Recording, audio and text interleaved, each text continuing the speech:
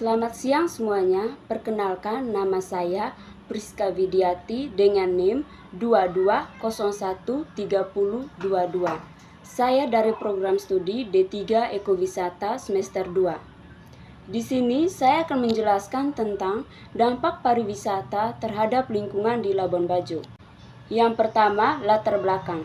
Pariwisata merupakan industri yang melibatkan berbagai macam sektor industri untuk memenuhi kebutuhan yang diperlukan oleh wisatawan, mulai dari daerah asal, daerah tujuan, hingga kebutuhan akan kepulangan wisatawan ke negara atau daerah asal wisatawan tersebut.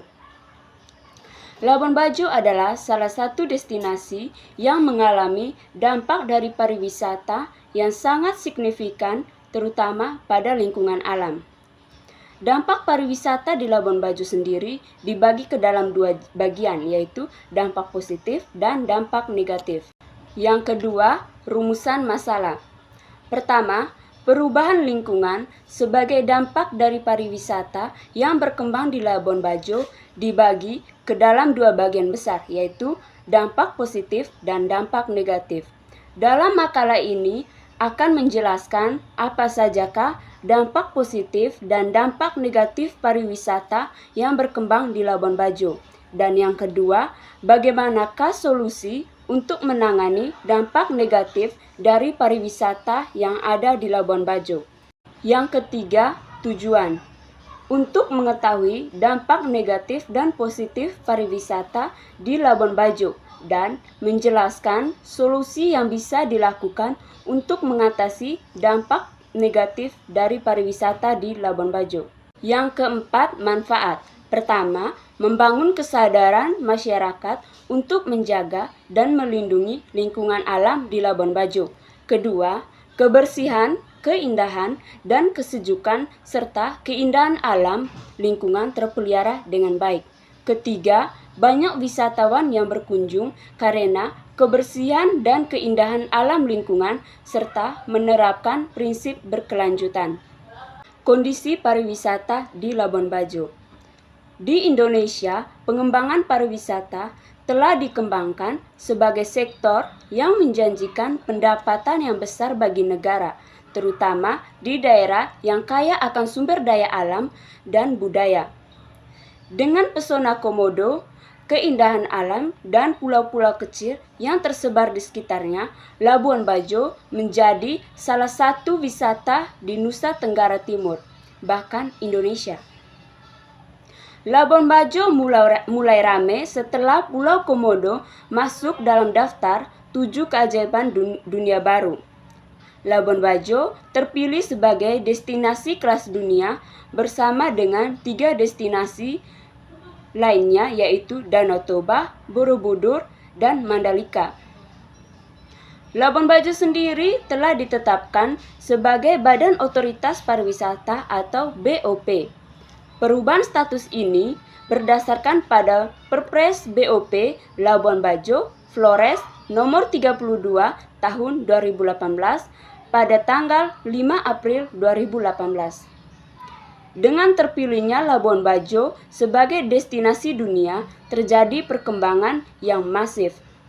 Berbagai fasilitas telah ditambahkan untuk kenyamanan wisatawan. Dampak positif pariwisata terhadap lingkungan di Labuan Bajo. Perkembangan pariwisata di Labuan Bajo memberikan dampak yang terlihat pada masyarakat Manggarai Barat pada umumnya.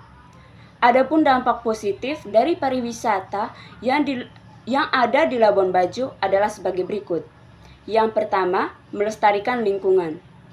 Pariwisata sekarang berkembang pesat dengan perkembangan ilmu pengetahuan dan teknologi, sehingga prinsip pariwisata yang berkembang juga berubah ke arah yang baik dengan tren back to the nature yang memperhatikan lingkungan alam sebagai suatu objek yang ditujukan dijaga keaslian serta berprinsip sustainable tourism.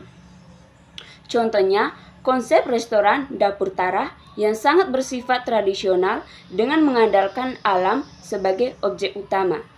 Yang kedua, menumbuhkan suasana hidup tenang dan bersih.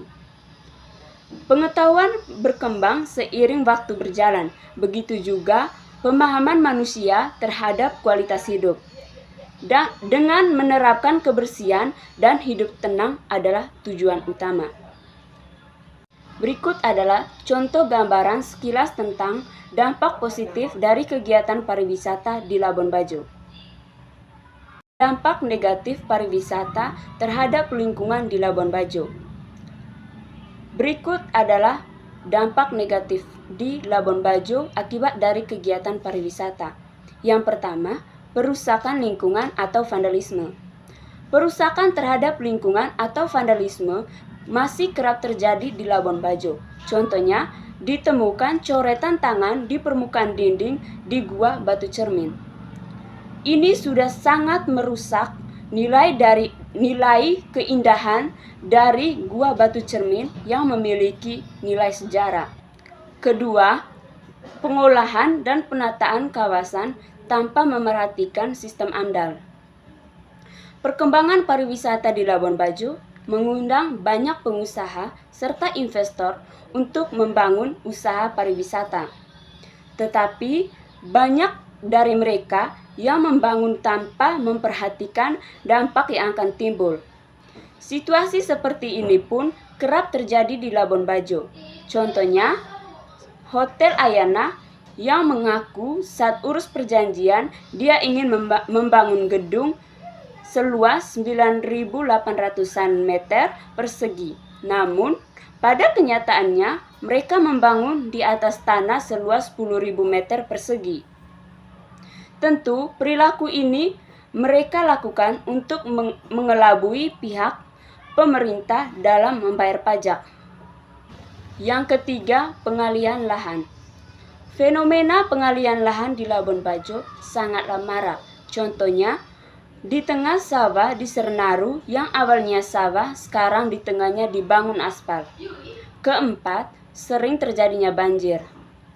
Tidak bisa dipungkiri, Labuan Bajo sekarang pariwisatanya berkembang pesat. Begitu pula dengan masalah seperti banjir. Perilaku yang tidak bertanggung jawab ini timbul dari masyarakat dan wisatawan yang minim pengetahuan tentang efek dari membuang sampah sembarangan. Yang kelima, kemacetan dan polusi udara. Masalah kemacetan di Labuan Bajo sering terjadi, terutama pada ruas jalan Soekarno-Hatta saking banyaknya kendaraan. Begitu juga polusi yang dihasilkan dari kendaraan itu. Berikut adalah gambaran sekilas dampak negatif yang terjadi akibat kegiatan pariwisata di Labuan Bajo. Adapun solusi yang dapat dilakukan, yang pertama, meningkatkan kesadaran lingkungan.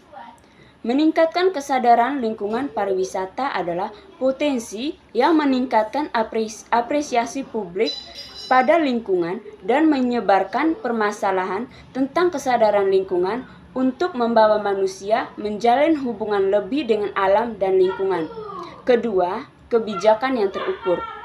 Regulasi kebijakan yang terukur dapat menyelesaikan dampak negatif. Sebagai contoh, mengendalikan aktivitas pengunjung dan membantu memelihara integritas dan vitalitas suatu objek pariwisata. Kesimpulan yang dapat diambil dari kegiatan pariwisata yang terjadi di lingkungan alam Labuan Bajo. Perkembangan pariwisata di Labuan Bajo sangat pesat, dibuktikan dengan penetapannya masuk ke dalam destinasi super prioritas. Dampak terhadap lingkungan sangat besar, mulai dari dampak positif hingga dampak negatif yang ditimbulkan.